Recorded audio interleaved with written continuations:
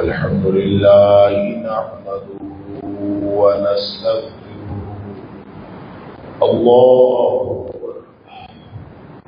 الحمد لله نحمده ونستعينه ونستغفره ونؤمن به ونتوكل عليه ونعوذ بالله من شرور أنفسنا ومن سيئات أعمالنا. من يهده الله فلا مضل له ومن يضلل فلا هادي له. وأشهد أن لا إله إلا الله وحده لا شريك له. وأشهد أن محمدا عبده ورسوله أرسله بالحق بشيرا ونذيرا بين يدي الساعة. فمن يطع الله ورسوله فقد رشد واهتدى. ومن يعص الله ورسوله فقد ضل وغوى. فإنه لا يضر إلا نفسه ولا يضر الله شيئا. نسأل الله ربنا أن يجعلنا ممن يطيعه ويطيع رسوله ويتبع رضوانه ويجتنب سخطه. فإنما نحن به وله. أما بعد فإن خير الحديث كتاب الله وخير الهدي هدي محمد صلى الله عليه وآله وسلم. وشر الأمور محدثاتها وكل محدثة بدعة وكل بدعة ضلالة وكل ضلالة في النار. فأعوذ بالله السميع العليم من الشيطان الرجيم من همزه ونفخه ونفثه.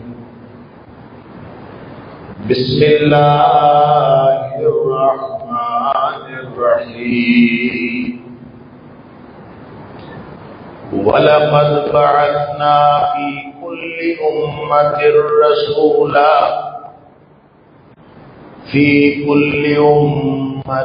رسولا أن اعبدوا الله واجتنبوا الطاغوت.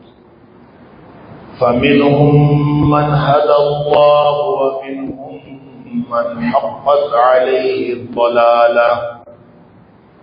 فسيروا في الأرض فانظروا كيف كان عاقبة المكذبين.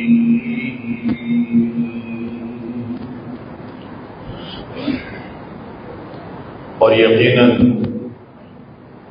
ہم نے ہر امت میں ایک رسول بھیجا اس مقصد کے لیے کہ تاکہ تم اللہ کی بندگی کرو اور اس کے علاوہ جتنے معبود ہیں ان سے بچ جاؤ. واجتنبوا الطاغوت، ہر قسم کے طاغوت سے بچ جاؤ. فمنهم من هدى الله، بس ان میں سے کچھ ایسے لوگ ہیں جن کو اللہ نے ہدایت عطا فرمائی اور کچھ ایسے لوگ ہیں جن کے اوپر گمراہی ثابت ہو گئی۔ بس تم زمین میں چل پھر کے دیکھو کہ جو جھٹلانے والے ہیں ان کا عذاب، ان کا انجام کیا ہوا۔ صدق اللہ العظیم۔ اللہ کریم نے ہم سب کو اپنی بندگی کے لیے پیدا فرمایا اور پورا نظام اسی ایک امتحان کے اوپر، اسی ایک نقطے کے امتحان کے اوپر چل رہا ہے کہ کون اللہ کی بندگی کرتا ہے اور کون اللہ کو چھوڑ کر غیر اللہ کی بندگی کرتا ہے۔ اللہ کو ایک ماننا اور ایک اللہ کی ماننا، اس کو توحید کہتے ہیں کہ اللہ یکتا بھی ہے، اکیلا بھی ہے، یکتا بھی ہے اپنی ذات کے اعتبار سے، وہ اپنی صفات کے اعتبار سے بھی یکتا ہے اور وہ اپنی عبادت میں بھی یکتا ہے، اپنی بندگی میں بھی یکتا ہے۔ جس طرح اس کی ذات جیسی کوئی ذات نہیں، اس کی صفات جیسی کسی کی صفات نہیں، اسی طرح جو بندگی ہے وہ صرف اللہ کی ہے، اس جیسی بندگی کسی اور کی نہیں ہونی چاہیے۔ اس اعتبار سے اہل علم نے توحید کی 3 قسمیں دی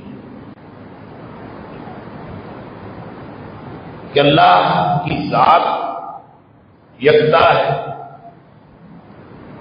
جس کو توحید ربوبیت بھی کہتے ہیں کہ اللہ اکیلا اس کائنات کا خالق ہے، وہ اکیلا ہی مالک ہے، وہ اکیلا ہی مدبر کائنات ہے، کائنات کا نظام بھی وہ خود اکیلا چلاتا ہے۔ اس بات کو تسلیم کر لینا یہ توحید ربوبیت ہے۔ اور توحید اسماء و صفات یہ ہے کہ اللہ کی ساری صفات کو تسلیم کر لینا، اللہ کے سارے ناموں کو تسلیم کر لینا، اور جو اللہ کی صفت ہے اس کے بارے میں یہ ایمان رکھنا کہ ان صفات میں سے کوئی ایک بھی صفت کسی مخلوق میں نہیں پائی جاتی، اور دوسری بات یہ بھی ایمان رکھنا کہ ان صفات میں سے کسی بھی صفت میں اللہ کی ذات میں کمی نہیں پائی جاتی۔ اگر کوئی شخص یہ عقیدہ رکھے کہ اللہ کی ذات میں ان صفات میں سے کسی چیز کی کمی ہے تو یہ بھی شرک ہے، اور اگر اس کو مخلوق کے ساتھ منسوب کرے تو یہ بھی شرک ہے۔ لہذا جس طرح توحید ربوبیت میں ہے، اسی طرح شرک بھی ربوبیت میں ہے۔ اسی طرح جہاں توحید اسماء و صفات کی ہے، اسی طرح اسماء و صفات کا شرک بھی ہے۔ درمیان میں ایک تیسری قسم ہے، میں اس کو جان بوجھ کے بعد میں ذکر کر رہا ہوں کیونکہ آج کا ہمارا موضوع یہی ہے، میں اسی پہ گفتگو کرنا چاہتا ہوں۔ وہ ہے توحید الوہیت، اور توحید الوہیت کا معنی یہ ہے کہ عبادت صرف اللہ کی، اللہ کے علاوہ کسی کی بندگی نہیں۔ اور اللہ نے پورے قرآن میں بار بار اسی بات کا تذکرہ فرمایا ہے اور اسی بات کا حکم دیا ہے کہ لوگوں اللہ کی بندگی کرو۔ یا ایھا الناس اعبدوا ربکم، کائنات کے لوگوں اپنے پالنے والے اپنے رب کی بندگی کرو۔ اور رب اس لیے کہہ دیا کہ رب کے بارے میں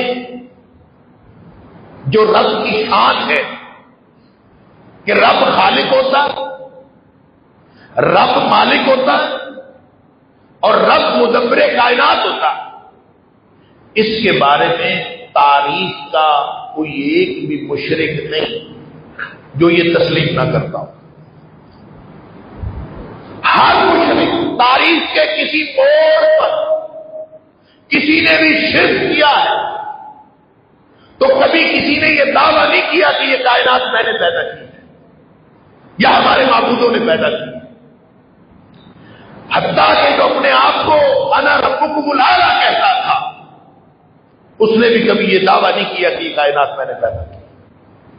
کائنات کا پیدا کرنے والا خالق، کائنات کا مالک اور کائنات کا سارا انتظام چلانے والا مدبر کائنات وہ صرف اللہ کی ذات ہے.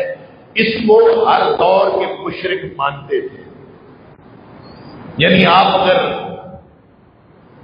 مشرکین مکہ کا ذکر قرآن میں پڑھے، مشرکین مکہ کا عقیدہ قرآن میں پڑھے، اللہ نے جا بجا مشرکین مکہ کا عقیدہ بیان کیا ہے اور ایک سوال کی شکل میں کیا کہ وَلَئِن سَأَلْتَهُمْ، اے اللہ کے رسول صلی اللہ علیہ وسلم یہ جو مشرک ہیں ان سے آپ اگر پوچھیں کہ زمین و آسمان کا خالق کون ہے، سورج چاند کس کے کنٹرول میں ہے، رزق کون دیتا ہے، بارش کون برساتا ہے، رزق میں کشادگی اور تنگی کون کرتا ہے، ان سے پوچھو لا یقولن اللہ، ان کا لازمی جواب ہوگا اللہ ہی سب کچھ کرتا.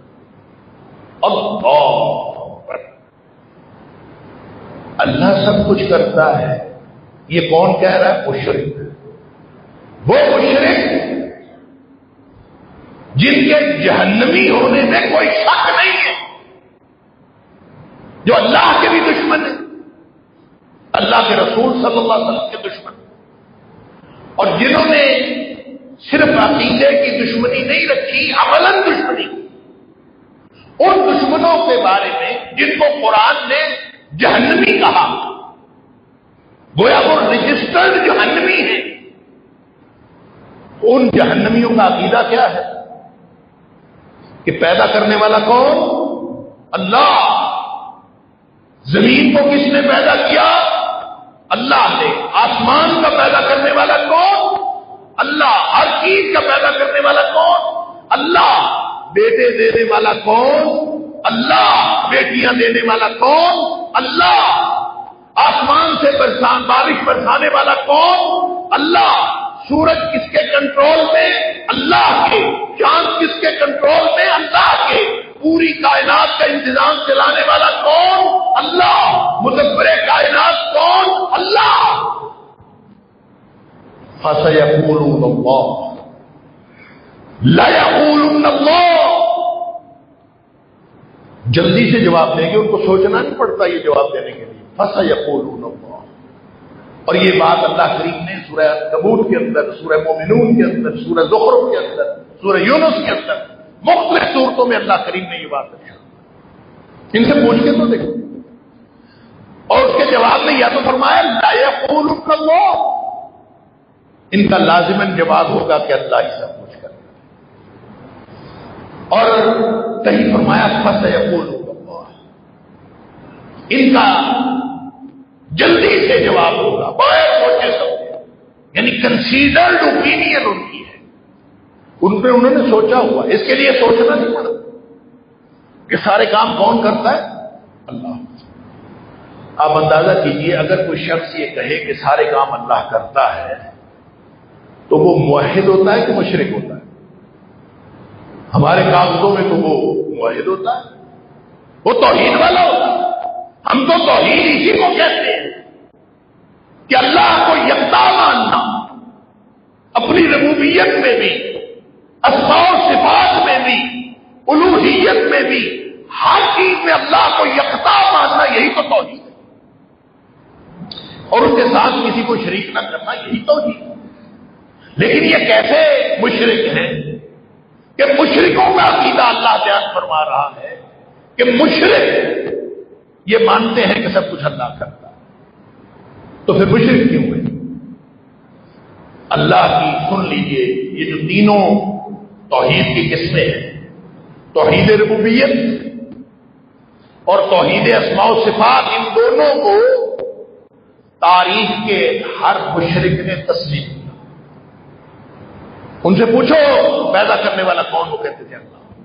بگڑی بنانے والا کون؟ اللہ۔ دریاؤں سے پار لگانے والا کون؟ اللہ۔ سمندروں سے پار لگانے والا کون؟ اللہ۔ یہ مشرک کہتے تھے۔ ہم آج کے دور کے لوگ کیسے ہیں؟ ہم تو یہ بھی نہیں کہتے جو اس دور کے مشرک ہیں۔ ہمارا ایمان کیسا ہے؟ ہم تو یہ بھی نہیں کہتے جو وہ لوگ مانتے تھے، تسلیم کرتے تھے کہ پیدا کرنے والا اللہ کے علاوہ کوئی نہیں۔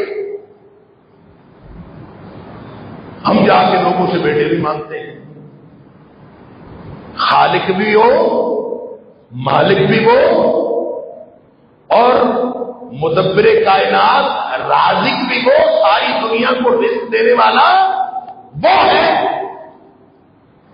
اور ہم جا کے لوگوں سے مانگتے ہیں، کسی سے بیٹا، کسی سے رزق، کسی سے اولاد، کسی سے کچھ، اور مانگتے بھی ان سے ہیں جو اس دنیا میں نہیں رہے۔ اللہ اکبر، جو اس دنیا میں موجود ہی نہیں، جو ہماری بات سنتے ہی نہیں، ان سے جا کے مانگتے ہیں۔ اور پھر ان کے نام رکھے ہوئے، کوئی دستگیر ہے، اللہ اکبر، اور کوئی داتا ہے، اور کوئی گنج بخش ہے۔ گنج بخش کا مطلب ہے خزانے بخشنے والا۔ تو خزانے عطا کرنے والا کون ہے؟ مشرکین مکہ کیا کہتے تھے کہ خزانے عطا کرنے والا کون ہے؟ اللہ۔ دینے والا کون ہے؟ اللہ۔ رب کون ہے؟ اللہ۔ مشرکین مکہ کہتے تھے سب اللہ۔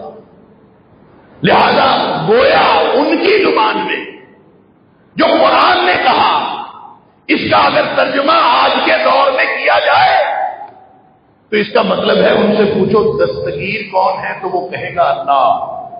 ان سے پوچھو گنج بخش کون ہے تو وہ کہے گا اللہ۔ ان سے پوچھو کہ داتا کون ہے وہ کہے گا اللہ۔ سیقولون اللہ لا یقولون اللہ، ان کا لازمی جواب ہوگا اللہ ہی سب کچھ۔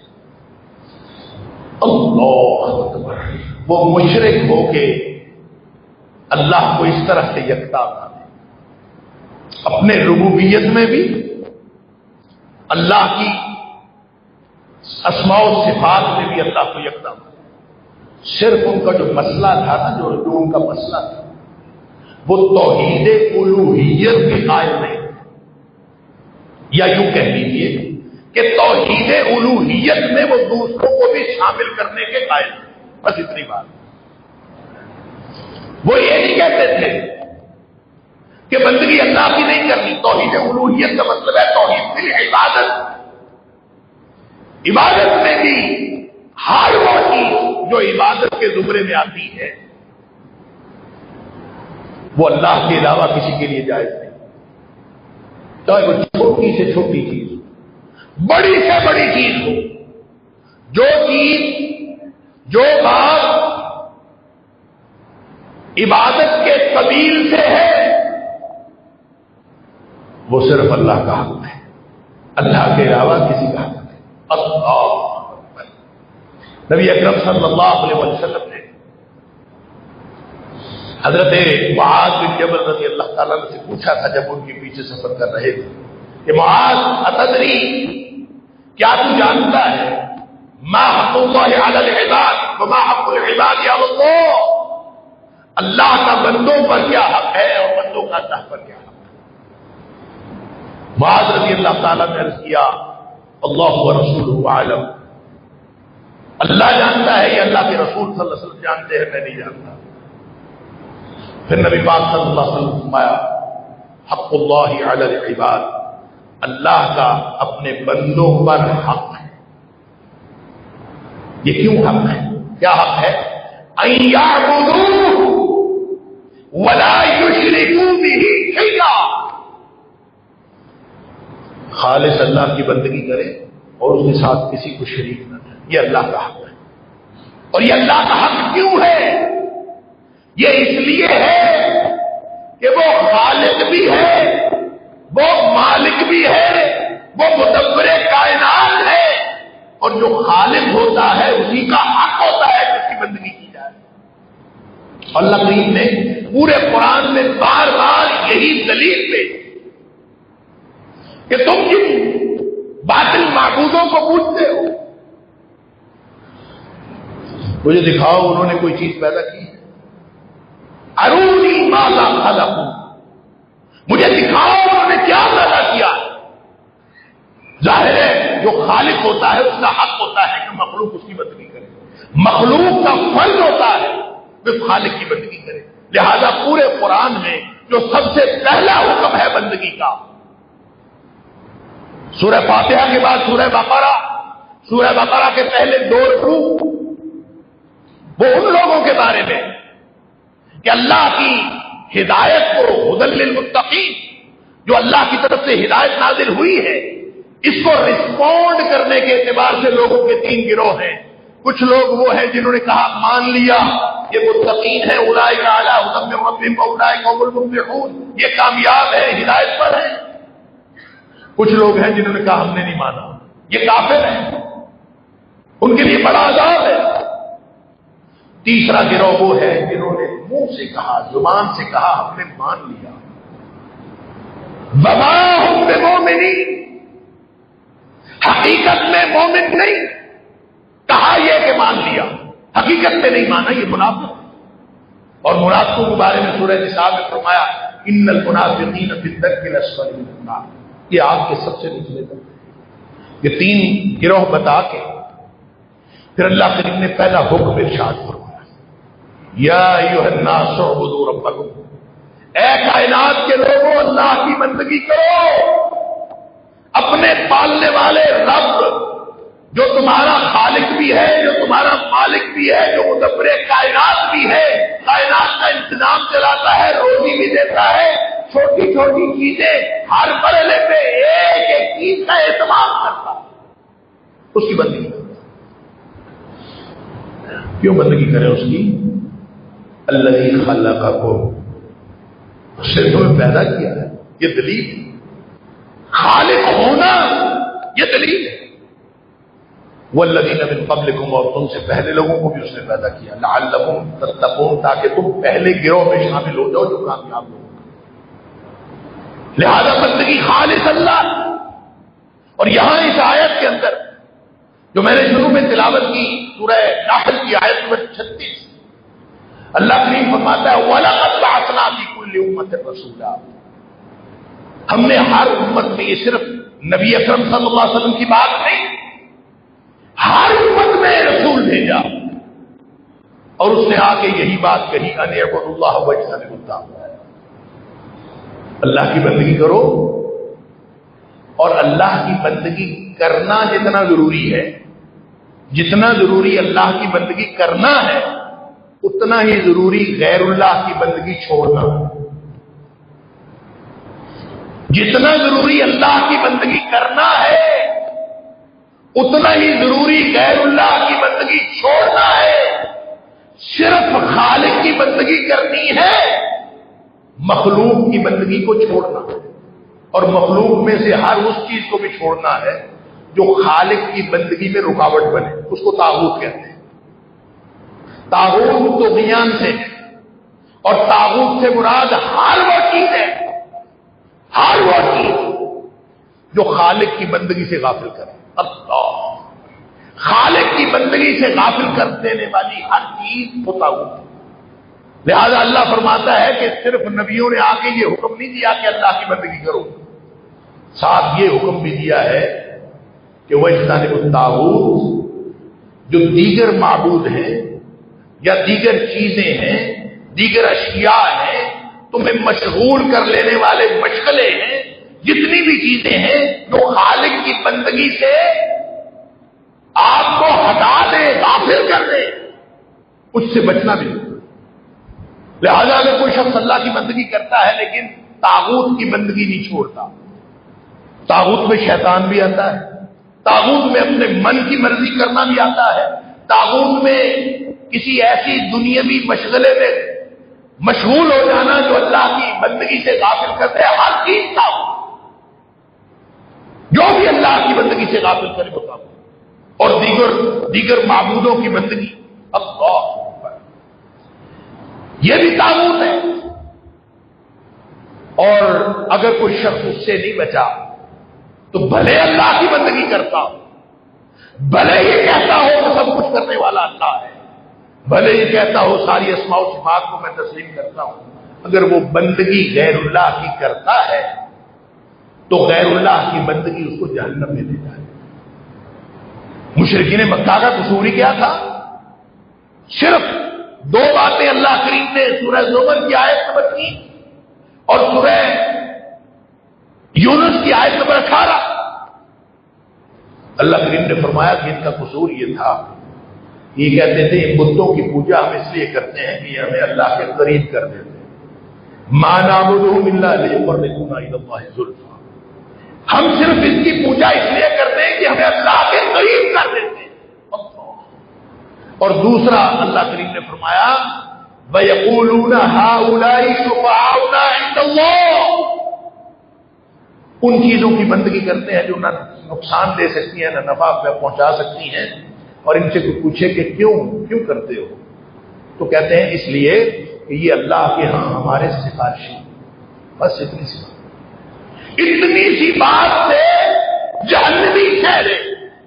اللہ اکبر۔ تو بندوں کا، مخلوق کا حق ہے اللہ پر، اور اللہ کا حق ہے مخلوق پر، تو خالق کا حق مخلوق پر کیا ہے؟ یعبدوہ ولا یشرکوا بہ شیئا، اس کی بندگی کریں، اس کے ساتھ کسی کو شریک نہ ٹھہرائیں۔ اور اگر یہ حق کسی نے دے دیا، شرک نہیں کیا زندگی میں، اللہ اکبر، یہ اتنا بڑا استحقاق ہے کہ غلطیاں ہو گئیں، گناہ ہو گئے، سستیاں ہو گئیں، غفلتیں ہو گئیں، ساری زندگی ہوتی رہی، لیکن شرک نہیں کیا، تھا اللہ کا ہی، رہا اللہ کا، کسی کو درمیان میں لا کے مخلوق کے سامنے اس طرح سے سر نہیں جھکایا جس طرح سے اللہ کے سامنے جھکانا ضروری تھا۔ مخلوق کے لیے کبھی وہ اس طرح جھک کے نہیں کھڑا ہوا جس طرح جھک کے کھڑا ہونا اللہ کے لیے ضروری تھا۔ جو رکوع اور سجدہ اللہ کے لیے ہے وہ کسی اور کے لیے ممکن اور جائز نہیں ہے، حرام ہے۔ وہ جو سجدہ تعظیمی پچھلی امتوں میں ہوا کرتا تھا وہ بھی حرام ہے۔ لوگ جھک کے ملتے ہیں، جھک کے کسی بڑے کو دیکھتے ہیں اس کو جھک کے ملتے ہیں۔ اللہ، میرے والد صاحب رحمۃ اللہ علیہ منع کر دیا کرتے، کیوں جھکتے؟ اللہ کے علاوہ کسی اور کے سامنے جھکنا جائز نہیں، کیوں جھکتے؟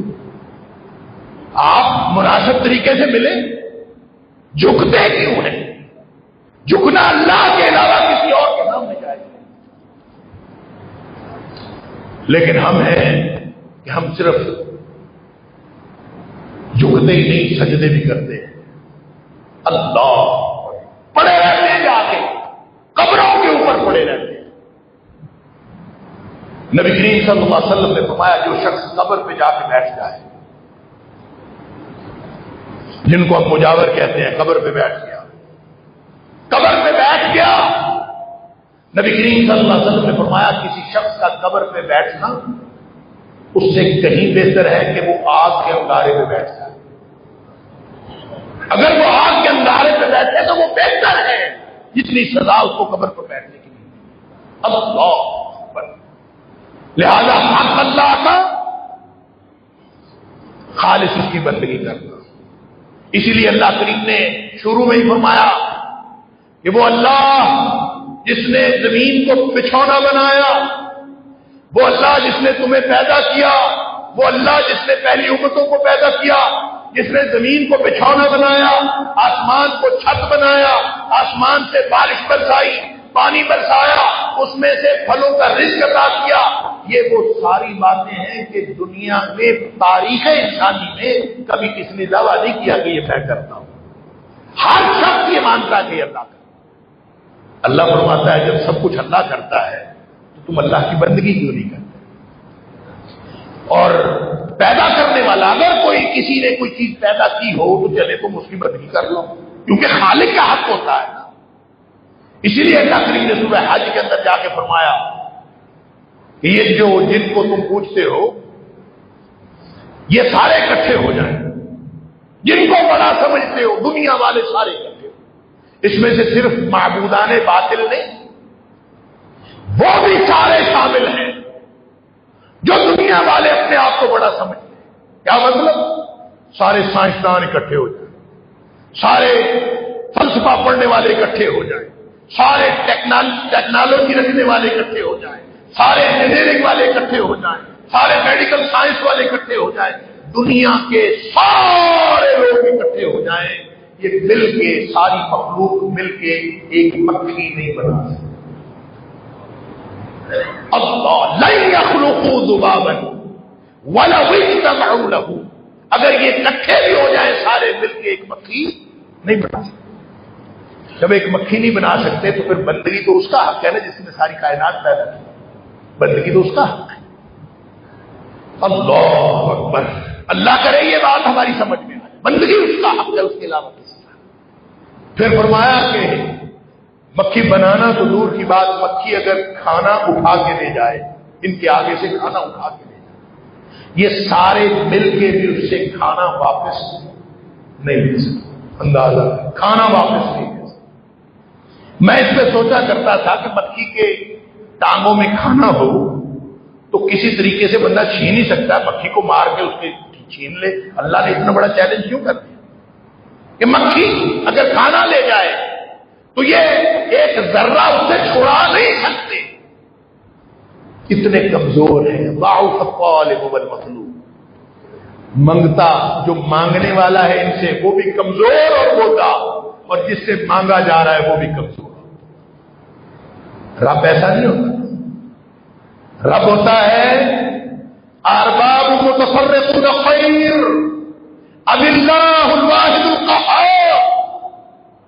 دنیا کے ہزاروں سینکڑوں لاکھوں رب یہ سارے مل جائیں، یہ سارے پودے ہیں، سارے کمزور ہیں، یہ سارے بہتر ہیں، یا وہ اکیلا ایک اللہ جو زبردست قوت والا ہے؟